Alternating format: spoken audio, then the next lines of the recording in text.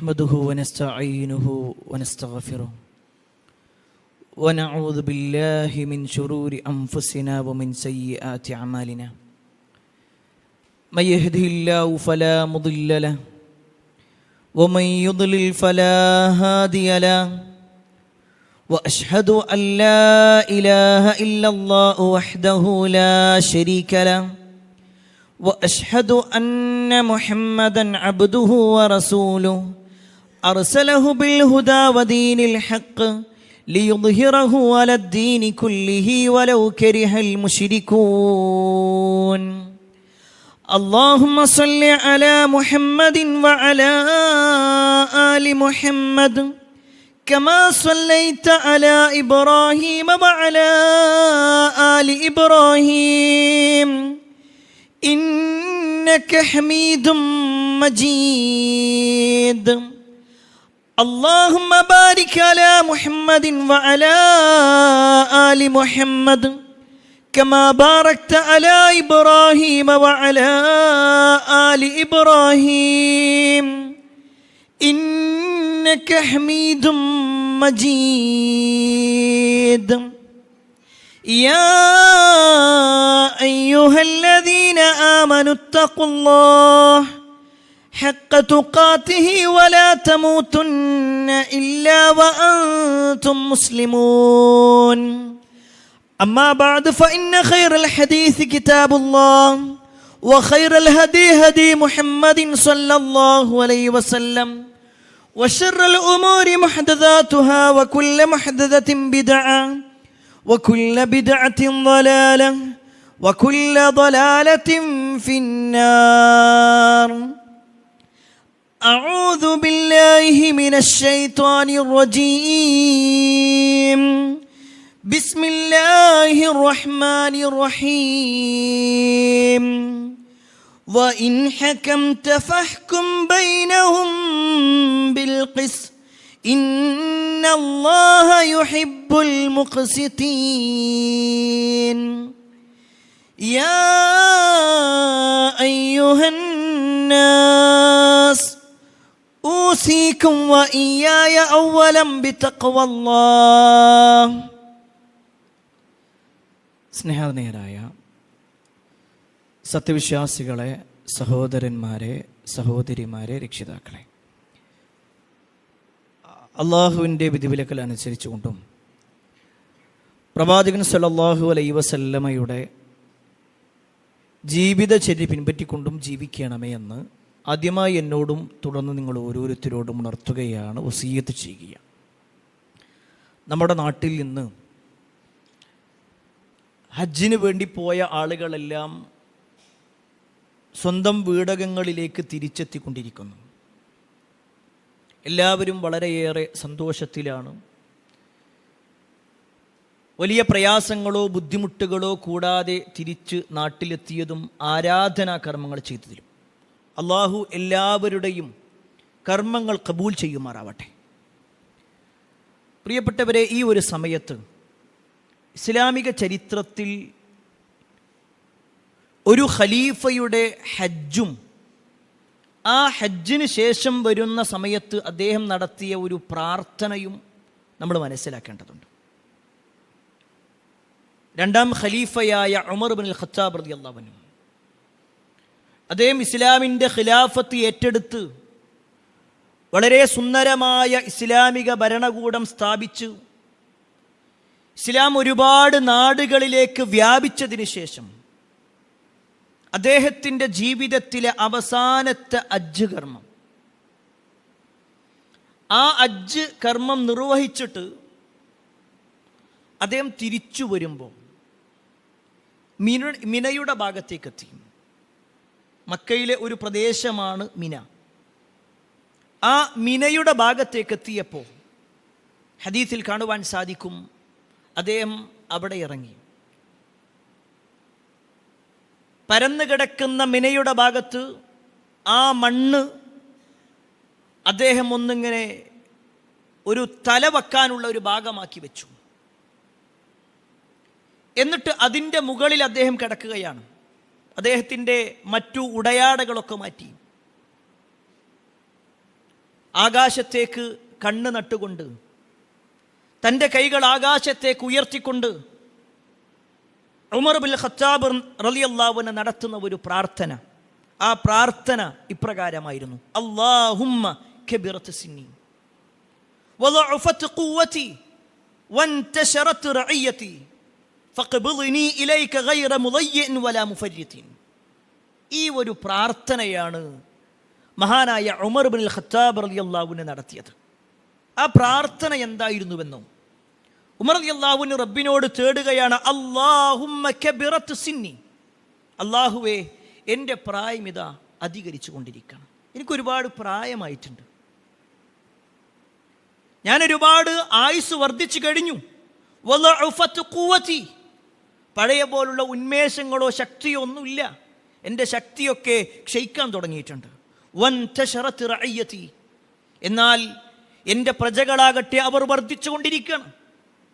Umar bin Khattab റളിയല്ലാഹു അൻഹു ഖിലാഫത്ത് ഏറ്റെടുത്തതിന് ശേഷമാണ് ഇസ്ലാമിക ലോകത്ത് അങ്ങേയറ്റത്തെ വിശാലതയുണ്ടായത്, പല രാജ്യങ്ങളും ഇസ്ലാം കൈയടക്കിയത്. അങ്ങനെ പ്രജകളെല്ലാം വർദ്ധിച്ചിട്ടുണ്ട്. എന്നിട്ട് അദ്ദേഹം പറയാണ്: ഫഖ്ബിദ്നി ഇലൈക ഗൈറ മുളയ്യിൻ വലാ മുഫരിത്തിൻ. ഇത്ര കാലം ഞാൻ കുഴപ്പമില്ലാതൊക്കെ ഇങ്ങനെ മുന്നോട്ട് പോയി, ഇനി ഈ അവസാന സമയത്ത് ഒരു കുഴപ്പമോ പ്രയാസമോ വരാതെ, എൻ്റെ ജീവിതത്തിൽ തെറ്റുകളൊന്നും സംഭവിക്കാതെ, ചെറുതോ വലുതുമായ അപകടങ്ങളൊന്നുമില്ലാതെ, റബ്ബേ എന്നെ എത്രയും പെട്ടെന്നൊന്ന് മരണപ്പെടുത്തണേ, എനിക്കൊരു ഷഹീദിൻ്റെ കൂലി നൽകണേ. ഇതാണ് ഉമർ ബിൻ ഖത്താബ് റളിയല്ലാഹു അൻഹു ഹജ്ജ് കഴിഞ്ഞ് വരുന്ന സമയത്ത് നടത്തിയ പ്രാർത്ഥന. പ്രിയപ്പെട്ടവരെ, ഈ ഒരു പ്രാർത്ഥനയും പിന്നീട് അങ്ങോട്ട് അദ്ദേഹത്തിൻ്റെ ജീവിതവും തീർച്ചയായും ഒരു വിശ്വാസി എന്ന നിലക്ക് നമ്മൾ മനസ്സിലാക്കേണ്ടതുണ്ട്. അത് വിശദീകരിക്കുന്നതിന് മുമ്പ് സ്വാഭാവികമായിട്ടും ആരാണ് ഉമർ? ഒരുപാട് തവണ ഈ മിമ്പറിൽ തന്നെ ഉമർ ബിൻ ഖത്താബ് റളിയല്ലാഹു അൻഹുവിനെ കുറിച്ചും അദ്ദേഹത്തിൻ്റെ മഹത്വങ്ങളെക്കുറിച്ചും നമ്മൾ വിശദീകരിച്ചിട്ടുണ്ട്. അദ്ദേഹം ഇസ്ലാം സ്വീകരിക്കാനുണ്ടായ കാരണങ്ങളും, നബി സല്ലല്ലാഹു അലൈഹി വസല്ലമയുടെ അടുക്കൽ വന്ന് അദ്ദേഹം ഇസ്ലാം സ്വീകരിച്ചതും, പിന്നീട് അങ്ങോട്ട് ഇസ്ലാമിൻ്റെ വിശാലതയും, പിന്നീട് അങ്ങോട്ട് മുസ്ലിമീങ്ങൾക്കുള്ള ശക്തിയുമെല്ലാം നമ്മൾ ഒരുപാട് തവണ മനസ്സിലാക്കിയതാണ്. എന്നാൽ അതിനപ്പുറത്തേക്ക് ഉമർ ബിൻ ഖത്താബ് റളിയല്ലാഹു അൻഹു ഖലീഫയായതിനു ശേഷമുള്ള ചില സംഭവങ്ങൾ, അദ്ദേഹം ഖലീഫയായിട്ടുള്ള ചില സംഭവങ്ങളുണ്ട്. തീർച്ചയായും ഒരു മുസ്ലിം എന്ന നിലക്ക് നമ്മൾ മനസ്സിലാക്കേണ്ടതാണ്. ഉമറിൻ്റെ ഭരണം എന്ന് പറയുമ്പോൾ അത് നമ്മൾ ഇന്ന് നാട്ടിൽ കാണുന്ന ഏതൊരു ഭരണാധികാരിയെപ്പോലെയുമല്ല, തികച്ചും വ്യത്യസ്തമായിരുന്നു. അതിന് ഏറ്റവും വലിയ സാക്ഷ്യപത്രം നൽകുന്നത് ആരാന്നറിയോ? പേർഷ്യൻ രാജാവിൻ്റെ ഒരു ഉപദേഷ്ടാവ് ഉമർ റളിയല്ലാഹു അൻഹുവിനെ കാണാൻ വരുന്നുണ്ട്. ഹുർമുസാൻ എന്നാണ് അയാളുടെ പേര്. അയാൾ തൻ്റെ ഉടയാടകൾ അണിഞ്ഞ് ഒരു രാജാവിൻ്റെ ഉപദേഷ്ടാവ് എന്ന നിലക്ക് പ്രൗഢമായ വസ്ത്രങ്ങൾ ധരിച്ച് തൻ്റെ അംഗരക്ഷകരുമോടൊത്ത് ഉമർ റളിയല്ലാഹു അൻഹുവിനെ അന്വേഷിച്ചുകൊണ്ട് മദീനത്തേക്ക് വന്നു. അയാൾ ആദ്യം ചോദിച്ചത് ഉമറിൻ്റെ കൊട്ടാരം എവിടെയെന്ന് വെച്ചു. അപ്പോൾ ആളുകൾ പറഞ്ഞു, അങ്ങനെ ഒരു കൊട്ടാരം ഇവിടെ ഇല്ല. ശരി, ഉമറിൻ്റെ വീട് എവിടെയാണ്? അപ്പോൾ ഇന്ന ഭാഗത്താണെന്ന് പറഞ്ഞു. ഈ ഹുർമുസാനും അയാളുടെ കൂടെ ഉണ്ടായിരുന്ന ആളുകളും കൂടി ഉമർ റളിയല്ലാഹു അൻഹുവിൻ്റെ വീട്ടിലേക്ക് ചെന്നു. അവിടെ അന്വേഷിച്ച് നോക്കുമ്പോൾ ഉമർ വീട്ടിലില്ല. വീണ്ടും ചോദിച്ചു, ഉമറിനെ എവിടെ പോയാൽ കാണാൻ പറ്റും? അപ്പോൾ വീട്ടുകാർ പറഞ്ഞു, ഒന്നുകിൽ പള്ളിയിലുണ്ടാകും, അതല്ലെങ്കിൽ ഏതെങ്കിലും മരത്തിൻ്റെ ചോട്ടിലുണ്ടാവും. ഹുർമുസാൻ അത്ഭുതപ്പെടുകയാണ്. ഒരു ഭരണാധികാരി അന്വേഷിച്ചു കൊണ്ടുവരികയാണ്.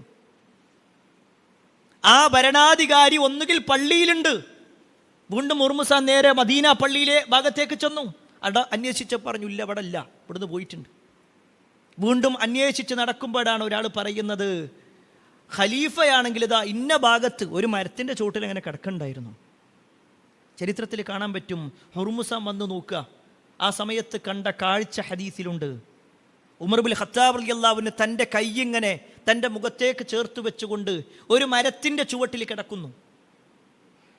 അദ്ദേഹത്തിൻ്റെ വസ്ത്രത്തിൽ പല ഭാഗത്തും കീറിയിട്ടുണ്ട്.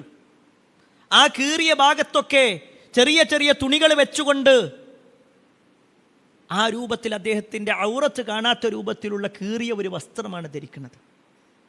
ഈ കാഴ്ച കണ്ടപ്പോൾ ഈ ഉപദേഷ്ടാവ്, പേർഷ്യൻ രാജാവിൻ്റെ ഉപദേഷ്ടാവ് പറയുന്ന ഒരു വാചകമുണ്ട്, യാ ഉമർ അൻത ഹകംത വഅദിൽത വനിംത.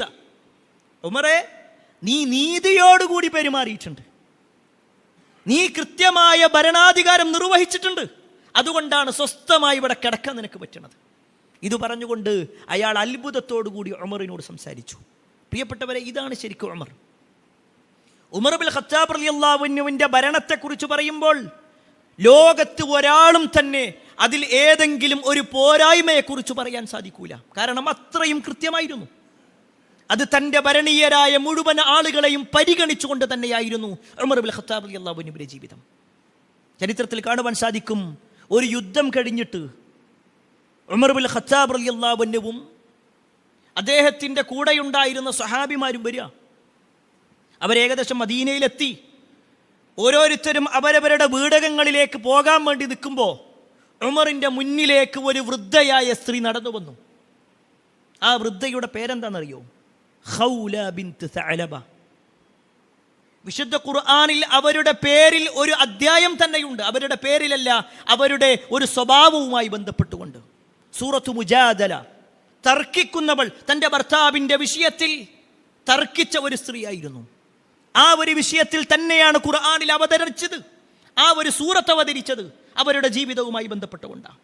അങ്ങനെയുള്ള പ്രായം ചെന്ന ഖൗല ബിൻത് സഅലബ റളിയല്ലാഹു അൻഹ അവർ ഉമർ റളിയല്ലാഹുവിൻ്റെ മുന്നിലേക്ക് വന്നു നിന്നു. എന്നിട്ട് പറഞ്ഞു, ഉമർ, എനിക്ക് ചില കാര്യങ്ങൾ പറയാനുണ്ട്. നിങ്ങളൊന്ന് ആലോചിച്ച് നോക്കണം, ആ സന്ദർഭം ഏതാ? ഒരു യുദ്ധം കഴിഞ്ഞു വരികയാണ്. ദിവസങ്ങളോളം ആ യുദ്ധത്തിന് പോയിട്ട് തിരിച്ച് എത്രയും പെട്ടെന്ന് തൻ്റെ കുടുംബത്തിലേക്ക് എത്തണമെന്ന് ഏതൊരാളും ആഗ്രഹിക്കുമ്പോൾ അവരുടെ മുന്നിലേക്ക് വന്നുകൊണ്ട് പ്രായം ചെന്ന ഒരു സ്ത്രീ പറയാണ്, ഉമർ, എനിക്ക് ചില കാര്യങ്ങൾ പറയാനുണ്ട്. എന്നിട്ട് പറയാണ്, ഉമറേ, നീ ഉക്കാല ചന്തയിലെ ഒരു കുട്ടിയായി ഇങ്ങനെ നടക്കുന്ന സമയത്ത് ഞാൻ നിന്നെ കണ്ടിട്ടുണ്ട്. നിന്റെ ചെറുപ്പവും നിന്റെ യുവത്വവും കണ്ട ആളാണ് ഞാൻ. പിന്നെ നീ ഇസ്ലാമിലേക്ക് വന്നു, ഇപ്പൊ നീ വലിയ ഭരണാധികാരിയായിട്ടുണ്ട്. ഇത്തഖില്ല യാ ഉമർ. ഉമർ, നീ അള്ളാനെ സൂക്ഷിച്ചോ. ഏതൊരാളും ചിലപ്പോൾ ഒന്ന് വൈകാരികമാവാൻ സാധ്യതയുള്ള സമയമാണ്. ഉമർ റളിയല്ലാഹു അൻഹുവിനോട് പിന്നെ ഈ ഒരു സ്വഹാബി വനിത ധാരാളമായിട്ട് ഉപദേശിച്ചു കൊണ്ടിരിക്കുകയാണ്. കുറച്ച് ഗൗരവത്തിലാണ് പറഞ്ഞുകൊണ്ടിരിക്കുന്നത്. അപ്പോൾ കൂടെ നിൽക്കുന്ന ആൾക്കാർ പറഞ്ഞു, നിങ്ങളൊന്ന് നിർത്തിക്കണേ, കുറേ നേരമായി നിങ്ങൾ സംസാരിക്കാൻ തുടങ്ങിയിട്ട്, നിങ്ങളൊന്ന് നിർത്തിയും. ആ സമയത്ത് ഉമർ റളിയല്ലാഹു അൻഹു തൻ്റെ കൂടെയുള്ളവരോട് പറഞ്ഞു, നിങ്ങൾ നിർത്തിയും, അവർ പറയട്ടെ. കാരണം ഖുർആനിൻ്റെ വിഷയത്തിൽ, ഇവരുടെ കാര്യത്തിൽ ഖുർആനിൽ ആയത്തിറങ്ങിയിട്ടുണ്ട്. അതുമാത്രമല്ല, ഇവർ പറയുമ്പോഴാണ് ഒരു ഭരണാധികാരി എന്ന നിലക്ക് എൻ്റെ ജീവിതത്തിൽ മാറ്റങ്ങൾ വരുത്താൻ പറ്റുക. അതുകൊണ്ട് നിങ്ങൾ പറയൂ. അവർ പറഞ്ഞുകൊണ്ടേയിരുന്നു. എന്നിട്ട് ഉമർ റളിയല്ലാഹു അൻഹു തൻ്റെ കൂടെയുള്ളവരോട് പറയുന്നുണ്ട്, ഇവർ രാത്രി സമയം വരെ എന്നോട് ഉപദേശിച്ചു കൊണ്ടേയിരുന്നാലും ശരി, നിസ്കാരത്തിനല്ലാതെ ഞാൻ ഇവിടുന്ന് പോകൂല. നിസ്കാരത്തിൻ്റെ സമയമായ ഞാൻ പോകും. അത്രയും സമയം ഞാനിവിടെ ഇരിക്കാൻ റെഡിയാണ്. പ്രിയപ്പെട്ടവരെ, അതായിരുന്നു ഉമർ. ഞാൻ ഈ ചരിത്രങ്ങൾ വെറുതെ ചരിത്രം കേട്ട് നമ്മൾ വലിയ അത്ഭുതങ്ങൾ ഉണ്ടായി എന്ന് പറയാനല്ല, മറിച്ച് അവരുടെ ജീവിതത്തിൽ ഇത്തഖില്ല എന്ന് പറയുമ്പോൾ അതനുസരിച്ച് കൊണ്ടുള്ള ഒരു ജീവിതം അവർക്കുണ്ടായിരുന്നു. അള്ളാനെ സൂക്ഷിക്കുക എന്നുള്ള വിഷയം, അള്ളാനെ സൂക്ഷിക്കുക എന്ന വിഷയം നമ്മൾ കേട്ടിട്ടുണ്ട് ഇതിനു മുമ്പും. ഒരിക്കൽ ഉമർ ഇബ്നുൽ ഖത്താബ് റളിയല്ലാഹു അൻഹുവും അദ്ദേഹത്തിൻ്റെ കൂടെ ഉണ്ടായിരുന്ന ആളുകൾ ഇങ്ങനെ വരുന്ന സമയത്ത് അവരിങ്ങനെ മദീന പള്ളി ഇങ്ങനെ കഴിഞ്ഞ് നിസ്കാരം കഴിഞ്ഞിട്ട് ഇങ്ങനെ പുറത്തിറങ്ങി സംസാരിച്ചുകൊണ്ടിരിക്കുക. അപ്പം എല്ലാവരും ഇങ്ങനെ നിസ്കാരം കഴിഞ്ഞാൽ സ്വാഭാവികമായിട്ട് കുറച്ചിങ്ങനെ വർത്താനം പറഞ്ഞിരിക്കും. ആ വർത്താനം പറഞ്ഞിരിക്കുമ്പോൾ ആ നാടിൻ്റെ ഖലീഫയായ ഉമറും അവരുടെ കൂടെ കൂടി ചിരിയും കളിയുമൊക്കെയായി തമാശകൾ പറയാൻ തുടങ്ങി. കുറച്ച് കഴിഞ്ഞപ്പോൾ ഉമർ റളിയല്ലാഹു അൻഹു പെട്ടെന്ന് അവിടുന്ന് എഴുന്നേൽക്കുക. അദ്ദേഹം മദീന പള്ളിയുടെ മുന്നിലുള്ള ഒരു തോട്ടമുണ്ട്, ആ തോട്ടത്തിലേക്ക് വേഗം ഓടിക്കയറി. അദ്ദേഹത്തിൻ്റെ പിന്നാലെ ഒരു സ്വഹാബി കയറുകയാണ്. ആ സമയത്ത് ഈ സ്വഹാബി കണ്ട കാഴ്ച എന്താണെന്നറിയോ? ഉമർ റളിയല്ലാഹു അൻഹു ആ ഒരു തോട്ടത്തിലേക്ക് കയറി ആകാശത്തിലേക്ക് തൻ്റെ കൈകൾ ഉയർത്തിക്കൊണ്ട് അള്ളാഹിനോട് പറയാ, സ്വന്തത്തിൻ്റെ കാര്യത്തിൽ, ഇത്തഖില്ല യാ ഉമർ, ഉമർ നീ അള്ളാഹിനെ സൂക്ഷിച്ചോ, നിന്റെ ജീവിതം തമാശയും കളിയായിട്ട് പോകാനുള്ളതല്ല. ഇതായിരുന്നു പ്രിയപ്പെട്ടവരെ നമ്മുടെ മുൻഗാമികളുടെ ജീവിതമെങ്കിൽ അവർ എല്ലാ അർത്ഥത്തിലും അള്ളാഹുവിനെ ഭയപ്പെടേണ്ട രൂപത്തിൽ ഭയപ്പെട്ട്, അള്ളാഹുവിനെ പരിഗണിക്കേണ്ട രൂപത്തിൽ പരിഗണിച്ച്, തൻ്റെ ഉത്തരവാദിത്തം എന്താണോ ആ ഉത്തരവാദിത്തത്തിൽ യാതൊരു നിലക്കും അനീതി കാണിക്കാതെ അവർ ജീവിച്ചിട്ടുണ്ട്.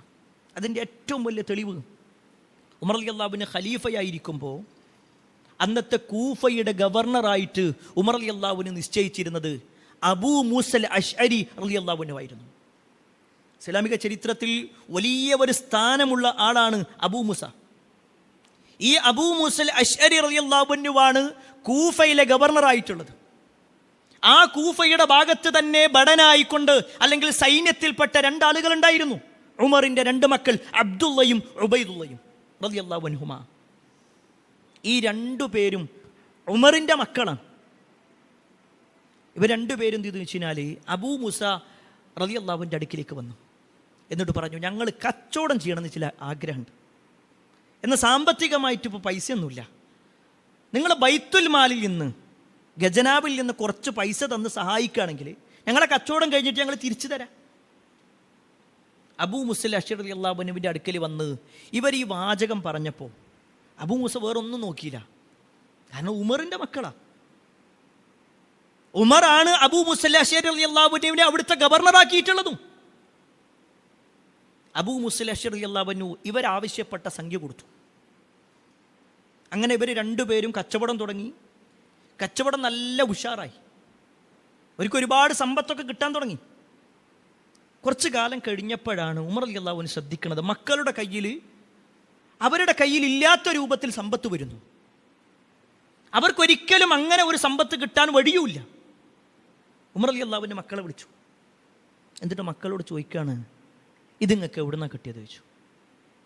അബ്ദുള്ളയും ഉബൈദുള്ളയും പറഞ്ഞു, ഞങ്ങൾ കച്ചവടം ചെയ്തുണ്ടാക്കിയതാ. ഉമർ റളിയല്ലാഹു അൻഹു വിട്ടില്ല. ഉമർ ചോദിച്ചു, കച്ചവടം ചെയ്യാൻ നിങ്ങൾക്കതിനൊരു മൂലധനം വേണ്ടേ? അത് എവിടുന്ന? അവർ സത്യമായിട്ട് പറഞ്ഞു, ഞങ്ങൾ അബൂ മൂസ അശ്അരി റളിയല്ലാഹുവിൻ്റെ അടുക്കൽ നിന്ന് വാങ്ങിയതാണത്. അദ്ദേഹം ബൈത്തുൽ മാലിൽ നിന്ന് തന്ന. ഉമർ റളിയല്ലാഹു അൻഹു നേരെ അബൂ മൂസ അശ്അരി റളിയല്ലാഹുവിൻ്റെ അടുക്കലേക്ക് വന്നു. എന്നിട്ട് ചോദിച്ചു, അബൂ മൂസ, ഇത് നിങ്ങൾ കൊടുത്തതാണോ ചോദിച്ചു. അദ്ദേഹം പറഞ്ഞു, ഞാൻ കൊടുത്തതാ. എന്തിനാ കൊടുത്തത്? അത് കച്ചവടം ചെയ്യാൻ വേണ്ടിയിട്ടായിരുന്നു. ഉമർ റളിയല്ലാഹുവിൻ്റെ ചോദ്യം എന്താണെന്നറിയോ? ഈ നാട്ടിൽ വേറെയും ഒരുപാട് ആളുകളില്ലേ സാമ്പത്തികമായിട്ട് സഹായം ആവശ്യമുള്ളവർ? അവർക്കൊന്നും കൊടുക്കാതെ ഈ രണ്ടു പേർക്ക് മാത്രമായി നിങ്ങൾ കൊടുക്കാനുള്ള കാരണം എന്താ? അബൂ മൂസ അശ്അരി റളിയല്ലാഹു അൻഹു ഒന്നും മിണ്ടണില്ല. ഉമർ ചോദിച്ചു, എൻ്റെ മക്കളായതുകൊണ്ടാണോ? എൻ്റെ മക്കളായതുകൊണ്ടാണ് നിങ്ങൾ കൊടുക്കണേ? അദ്ദേഹം തല താഴ്ത്തി. അവിടുന്ന് മക്കളെ വിളിച്ചിട്ട് പറയാണ്, നിങ്ങൾ എത്രയാണോ വാങ്ങിയത്, ആ വാങ്ങിയതും നിങ്ങൾ സമ്പാദിച്ചുണ്ടാക്കിയതും അതിൽ നിങ്ങളുടെ വരുമാനങ്ങളും ഇപ്പോൾ നിങ്ങളുടെ കയ്യിലുള്ള മുഴുവനും ബൈത്തുൽ മാലിലേക്ക് നിങ്ങൾ തിരിച്ചടക്കണം. എല്ലാം തിരിച്ചടക്കാൻ വേണ്ടി പറയാം. പ്രിയപ്പെട്ടവരെ, ഇത് മക്കളോട് ഇഷ്ടമില്ലാഞ്ഞിട്ടല്ല, മറിച്ച് അവിടെ ഒരു ഭരണാധികാരി എന്ന നിലക്ക് അനീതി കാണിക്കാൻ പാടില്ല. ഞാൻ സാന്ദർഭികമായി കൊണ്ട് പറയട്ടെ, ഇത് ഉമർ ഇബ്നുൽ ഖത്താബ് റളിയല്ലാഹു അൻഹുവിൻ്റെ ജീവിതത്തിൽ എല്ലാ മേഖലകളിലും ഉണ്ടായിട്ടുണ്ട്. നീതിയോടുകൂടി വർത്തിക്കുക എന്നുള്ളത് എല്ലാ അർത്ഥത്തിലും ചെയ്തു. അതിലേറ്റവും വലിയ തെളിവാണ് മഹാനായ ഫൈറൂസ് ദൈലമി റളിയല്ലാഹു അൻഹുമായി ബന്ധപ്പെട്ടുകൊണ്ടുള്ള ഒരു സംഭവം. ഫൈറൂസ് ദൈലമി എന്ന് പറഞ്ഞാൽ നജ്ജാശി രാജാവിൻ്റെ പെങ്ങളുടെ മകനാണ്. നജ്ജാശി രാജാവ് ഒരു വലിയ രാജാവ്. ആ രാജാവിൻ്റെ പെങ്ങളുടെ മകൻ എന്ന് മാത്രമല്ല, ഒരു രാജാവിൻ്റെ മകൻ എന്ന നിലക്ക് വലിയ സ്ഥാനമുള്ള ആളായിരുന്നു. ഫൈറൂസ് ദൈലമിയാണ് റസൂലുള്ളാഹി സ്വല്ലല്ലാഹു അലൈഹി വസല്ലമയുടെ അടുക്കിലേക്ക് വന്നപ്പോൾ പ്രവാചകൻ സ്വല്ലല്ലാഹു അലൈഹി വസല്ലം എഴുന്നേറ്റുപോയി സ്വീകരിച്ച് തൻ്റെ അടുത്ത് ഇരുത്തിയത്. നബി സല്ലല്ലാഹു അലൈഹി വസല്ലമ പറഞ്ഞയച്ചതിൻ്റെ അടിസ്ഥാനത്തിലാണ് പ്രവാചകൻ സല്ലല്ലാഹു അലൈഹി വസല്ലമ ജീവിച്ചിരിക്കുന്ന സമയത്ത് തന്നെ പ്രവാചകത്വം ബാധിച്ച ചില കള്ളപ്രവാചകന്മാരുണ്ടായിരുന്നു. അതിൽപ്പെട്ട ഒരാളാണ് അസ്വദുൽ അനസി എന്ന് പറയുന്ന വ്യക്തി. ഈ അസ്വദുൽ അനസിയെ കൊലപ്പെടുത്തിയ ആള് ഫൈറൂസ് ദൈലമിയാണ്. നബി സല്ലല്ലാഹു അലൈഹി വസല്ലം വഫാത്താകുന്നതിൻ്റെ 2 ദിവസങ്ങൾക്ക് മുമ്പ് നബി സല്ലല്ലാഹു അലൈഹി വസല്ലം ഒരു പ്രഖ്യാപനം നടത്തി. ഈ ഫൈറൂസ് ദൈലമി അസ്വദുൽ അനസിയെ കൊലപ്പെടുത്തിയിട്ടുണ്ട്. അദ്ദേഹം റജുലുൻ സ്വാലിഹുൻ. ഫൈറൂസ് ദൈലമിയെ കുറിച്ച് പറയാണ്, അദ്ദേഹം നല്ല ഒരു മനുഷ്യനാണ്, സ്വാലിഹായ ഒരു മനുഷ്യനാണ്. അങ്ങനെ സ്വാലിഹായ ഒരു മനുഷ്യനാണ് അസ്വദുൽ അനസിയെ കൊലപ്പെടുത്തിയിട്ടുള്ളത് എന്ന് പറഞ്ഞിട്ടുണ്ട്. ചരിത്രത്തിൽ കാണാൻ പറ്റും, ഫൈറൂസ് ദൈലമി വർഷങ്ങൾക്ക് ശേഷം ഉമർ റളിയല്ലാഹുവിന് ഖലീഫയായപ്പോൾ മദീനത്ത് വന്നു. ഉമർ റളിയല്ലാഹുവിന് ഖലീഫയായപ്പോൾ മദീനത്തേക്ക് വരികയാണ്. അപ്പോൾ ഫൈറൂസ് ദൈലമി വന്നു എന്നറിഞ്ഞപ്പോൾ ഉമർ റളിയല്ലാഹുവിന് വല്ലാത്ത സന്തോഷമായി. കാരണം ഒരു ഉത്തരവാദിത്തപ്പെട്ട ഒരു സ്ഥാനത്തിരിക്കുന്ന ആളാണ്, ഒരു രാജാവിൻ്റെ മകനാണ്, നജാശി രാജാവിൻ്റെ പെങ്ങളുടെ മകനാണ്. ഇങ്ങനെ ഒരുപാട് സ്ഥാനങ്ങൾ നബി സല്ലല്ലാഹു അലൈഹി വസല്ലമയാകട്ടെ അദ്ദേഹത്തെക്കുറിച്ച് റജുലുൻ സ്വാലിഹ് എന്ന് പറയും ചെയ്തിട്ടുണ്ട്. അതുകൊണ്ട് ഫൈറൂസ് ദൈലമിനോട് വരാൻ വേണ്ടി പറഞ്ഞു. ചരിത്രത്തിൽ കാണാൻ പറ്റും, ഫൈറൂസ് ദൈലമിയെ കാണാനും ആളുകൾ അവിടെ വന്നു, ഉമറിനെ കാണാനും വന്നിട്ടുണ്ട്. ഉമർ റളിയല്ലാഹുവിന് വീട്ടിലിരിക്കുക, അദ്ദേഹം ആളുകളുമായിട്ട് സംവദിക്കുന്ന ഭാഗത്തിരിക്കുക. ഫൈറൂസ് ദൈലമി പുറത്തെത്തി ഉമറിനെ കാണാൻ വേണ്ടിയിട്ട് വേറെ ഒരു ഖുറൈശിയായ ഒരു ചെറുപ്പക്കാരനും വന്നു. രണ്ടുപേരും കൂടി നല്ല തിരക്കുള്ള സമയത്ത് രണ്ടുപേരും കൂടി ഇങ്ങോട്ട് ഉള്ളിലേക്ക് കയറുമ്പോൾ ഫൈറൂസ് ദൈലമിക്ക് വരാൻ പറ്റണില്ല. ഈ ഒരു യുവാവ് അവിടെ നിൽക്കണുണ്ട്. പെട്ടെന്നുള്ള ഒരു ദേഷ്യത്തിൽ ഫൈറൂസ് ദൈലമി ഈ ചെറുപ്പക്കാരൻ്റെ ഖുറൈശിയായ യുവാവിൻ്റെ മുഖത്തേക്ക് ഒരു അടിയടിച്ചു. അയാൾക്ക് ശക്തമായ വേദന വന്നു. പക്ഷെ അയാൾ ഒന്നും പ്രതികരിച്ചില്ല. കാരണം ഇനി മുന്നോട്ട് പോകുന്നത് ഉമറിൻ്റെ അടുക്കലേക്കാണ്. ഉമർ നീതിമാനാണ്, ഇതിനൊരു പരിഹാരം കാണും. രണ്ടുപേരും ഉള്ളിലേക്ക് കയറി. ഉമർ റളിയല്ലാഹുവിൻ്റെ മുഖത്തേക്ക് നോക്കിയപ്പോൾ തന്നെ അദ്ദേഹത്തിൻ്റെ മുഖത്ത് പാട് കാണാൻ, അടി കിട്ടിയ പാട്. ഉമർ ചോദിച്ചു, എന്തു പറ്റി നിങ്ങളുടെ മുഖത്ത്? അയാൾ പറഞ്ഞു, ഞാൻ അങ്ങോട്ട് കയറുന്ന സമയത്ത് ഇതാ ഈ നിൽക്കുന്ന ആള് എന്നെ അടിച്ചതാ. ഫൈറൂസ് ദൈലമി പറഞ്ഞു, ഞാൻ തിരക്കിൻ്റെ ഇടയിൽ അടിച്ചതാണ്. അപ്പോൾ ആ തിരക്കിൽ വന്നപ്പോൾ പെട്ടെന്ന് സംഭവിച്ചു പോയി. ഉമർ റളിയല്ലാഹു അൻഹു ഫൈറൂസ് ദൈലമിനോട് പറയാണ്, തെറ്റ് നിങ്ങൾ സമ്മതിച്ച സ്ഥിതിക്ക് ഇവിടെ നീതി വേണമെന്നുള്ളത് നിർബന്ധമാണ്. തെറ്റ് നിങ്ങൾ സമ്മതിച്ചു, നിങ്ങൾ ചെയ്തു എന്നുള്ളത് നിങ്ങൾ സമ്മതിച്ചു എങ്കിൽ ഇവിടെ നീതിയും നടപ്പിലാകണം. ആ ഖുറൈശിയായ ചെറുപ്പക്കാരനോട് പറയാണ്, നിങ്ങൾ തിരിച്ചടിച്ചു. ആരോടാ ഈ പറയണത്? ആരെയാണ് ഉമർ കാത്തിരുന്നത്? ഒരു രാജാവിൻ്റെ മകൻ വരുന്നത് കാത്തിരിക്കുന്ന ഉമർ, അദ്ദേഹം വന്ന സമയത്തുണ്ടായ അനുഭവത്തിൽ വേഗം ഖുറൈശി നേതാവിനോട് അല്ലെങ്കിൽ ഖുറൈശിയായ ചെറുപ്പക്കാരനോട് നിങ്ങൾ തൽക്കാലം ഒന്ന് ക്ഷമിക്കും, നമ്മുടെ അതിഥിയല്ലേ എന്ന് പറഞ്ഞില്ല. അവിടെ ഉമറിൻ്റെ നീതിയാണെന്നുള്ളത്, ഉമറിൻ്റെ നീതി. ഉമർ റളിയല്ലാഹു അൻഹു പറഞ്ഞു തിരിച്ചടിക്കാൻ. ഇയാൾ തിരിഞ്ഞു നിന്നു. അടിക്കാനായി നിൽക്കുന്ന സമയത്ത് ഉമർ റളിയല്ലാഹു അൻഹു പറഞ്ഞു, ഞാനൊരു വാചകം നിങ്ങൾക്ക് പറഞ്ഞുതരാം, ചിലപ്പോൾ നിങ്ങൾ കേൾക്കാത്തൊരു വാചകമായിരിക്കും. എന്നിട്ട് ഈ ചെറുപ്പക്കാരനോടും അവിടെ കൂടി നിൽക്കുന്ന ആളോടും പറയാണ്, ഇതാരാണെന്ന് നിങ്ങൾക്കറിയോ? റസൂലുള്ളാഹി സ്വല്ലല്ലാഹു അലൈഹി വസല്ലമ പറഞ്ഞു, റജുലുൻ സ്വാലിഹുൻ, സ്വാലിഹായ ഒരു മനുഷ്യൻ എന്ന് നബി സല്ലല്ലാഹു അലൈഹി വസല്ലം പറഞ്ഞൊരു വ്യക്തിയാണത്. അത് ചിലപ്പോൾ നിങ്ങൾ കേട്ടിട്ടുണ്ടാവില്ല, അങ്ങനെയുള്ള ഒരാളാണ് ഇദ്ദേഹം എന്ന് ഫൈറൂസ് ദൈലമിയെ കുറിച്ച് പറഞ്ഞു. അത് കേട്ടതും ഉയർത്തിയ കൈ ആ യുവാവ് താഴ്ത്തി. എന്നിട്ട് പറഞ്ഞു, നബി സല്ലല്ലാഹു അലൈഹി വസല്ലമ ഇത്ര മഹത്വം പറഞ്ഞിട്ടുള്ള ഒരു വ്യക്തിയെ ഞാൻ തല്ലി, അത് ശരിയല്ല, ഞാൻ ക്ഷമിക്കാൻ റെഡിയാണ്. ഇത് കേട്ടതും ഫൈറൂസ് ദൈലമി തൻ്റെ കയ്യിലുണ്ടായിരുന്ന 3000 ദിർഹം, അദ്ദേഹം വന്ന വാഹനം, അദ്ദേഹത്തിൻ്റെ കയ്യിലുണ്ടായിരുന്ന വിലപിടിപ്പുള്ള പലതും ഈ ചെറുപ്പക്കാരൻ നൽകി. എന്നിട്ട് ഉമറിനോട് പറയുന്നൊരു വാചകമുണ്ട്, ഉമർ നിങ്ങൾ നീതിമാനാണ്. ആൾക്കനുസരിച്ചുകൊണ്ട് നിയമം മാറ്റലല്ല, ആൾക്കനുസരിച്ചുകൊണ്ട് നീതിയും അനീതിയും തീരുമാനിക്കലല്ല, മറിച്ച് നീതിയോടുകൂടി വർത്തിക്കുക. ഒരു വിശ്വാസിയെ സംബന്ധിച്ചിടത്തോളം ആ ഒരു വാചകം കൃത്യമായി മനസ്സിലാക്കണം പ്രിയപ്പെട്ടവരെ. ഇന്നത്തെ ലോകം എന്ന് പറഞ്ഞാൽ അനീതിയുടെ ലോകമാണ്. ഓരോ സമൂഹത്തിലും നമ്മളത് കേട്ടുകൊണ്ടിരിക്കുന്നു. നമ്മുടെ വ്യക്തി ജീവിതത്തിൽ, നമ്മുടെ സുഹൃത്ത് ബന്ധങ്ങളിൽ, ലോകരാജ്യങ്ങൾക്കിടയിൽ പോലും അനീതിയുള്ള ഒരു ലോകത്താണുള്ളത്. അനീതിയാണ് നടന്നുകൊണ്ടിരിക്കുന്നത്. അതാണ് കഴിഞ്ഞ കുറേ കാലങ്ങളായി നമ്മൾ കേട്ടുകൊണ്ടിരുന്നത് ഫലസ്തീനുമായി ബന്ധപ്പെട്ടുകൊണ്ട്. എത്രയോ കുട്ടികളെ, ആയിരക്കണക്കിന് 10,000-കണക്കിന് കുട്ടികളെ കൊലപ്പെടുത്തി, എത്രയോ ആളുകളെ കൊലപ്പെടുത്തി, സ്ത്രീകളെ കൊലപ്പെടുത്തി. എന്നാൽ ആ ഒരു വിഷയങ്ങളൊന്നും ചർച്ച ചെയ്യാതിരുന്ന വലിയ വലിയ രാജ്യങ്ങൾ തിരിച്ച് ആ ഒരു ഇസ്രായേലിൻ്റെ വിഷയത്തിൽ ചില പരീക്ഷണങ്ങൾ വന്നപ്പോഴേക്ക്, ചില ബുദ്ധിമുട്ടുകൾ വന്നപ്പോഴേക്ക് അവിടെ വേഗം ഇടപെടുന്നൊരവസ്ഥ നമ്മൾ കാണണം. പ്രിയപ്പെട്ടവരെ, ഇവിടെ ഒരു മുസ്ലിമിനെ സംബന്ധിച്ചിടത്തോളം ആവർത്തിച്ചു പറയാണ്, നീതിയുടെ പക്ഷത്താണ് മുസ്ലിം നിലകൊള്ളേണ്ടത്, അനീതിക്ക് വേണ്ടിയിട്ടല്ല. കാലങ്ങളായി ഇസ്രായേൽ എന്ന് പറയുന്ന ഒരു ക്രൂര രാഷ്ട്രം അവരുടെ അജണ്ടകൾ വെച്ചുകൊണ്ട് മുസ്ലിമീങ്ങളെ ഉന്മൂലനം ചെയ്യുക എന്ന ഉദ്ദേശത്തിൽ ഫലസ്തീനികളെ കൊല്ലാക്കൊല ചെയ്തുകൊണ്ടിരിക്കുന്നു. അവിടെ ഒരിക്കലും ഇസ്രായേൽ എന്ന് പറയുന്ന രാജ്യത്തിൻ്റെ കൂടെ നിൽക്കാൻ ഒരു വിശ്വാസിക്കും കഴിയൂല, ഒരിക്കലും കഴിയൂല. എന്നാൽ ഈ അടുത്ത് കഴിഞ്ഞ ഏതാനും ദിവസങ്ങളായി നമ്മൾ കേട്ടു ഇറാനുമായി ബന്ധപ്പെട്ടുകൊണ്ടുള്ള വിഷയം. പല ആളുകളും ചോദിക്കുന്ന ഒരു ചോദ്യം, നമ്മൾ ആരുടെ പക്ഷത്താ? ഇസ്രായേലിൻ്റെ പക്ഷത്താണോ അതല്ല ഇറാന്റെ പക്ഷത്താണോ? ആ ചോദ്യം തന്നെ അപ്രസക്തമാണ്. കാരണം ഈ ഒരു യുദ്ധത്തിൽ, ഈ ഒരു സംഭവങ്ങളിൽ ഇസ്രായേൽ തീർത്തും അനീതിയാണ് ചെയ്തിട്ടുള്ളത്, തീർത്തും അക്രമമാണ് ചെയ്തിട്ടുള്ളത്. അതിൽ ഒരിക്കലും തന്നെ ഇസ്രായേൽ എന്ന് പറയുന്ന രാജ്യത്തിനെ സപ്പോർട്ട് ചെയ്യാനോ അവർ ചെയ്യുന്ന തോന്നിവാസങ്ങൾക്ക് കൊടിപിടിക്കാനോ അവർ ചെയ്യുന്ന തെമ്മാടിത്തരങ്ങളെ സപ്പോർട്ട് ചെയ്യുന്ന സംസാരങ്ങൾ നിർവഹിക്കാനോ ഒരു മുസ്ലിമിനെ സംബന്ധിച്ചിടത്തോളം കഴിയൂല.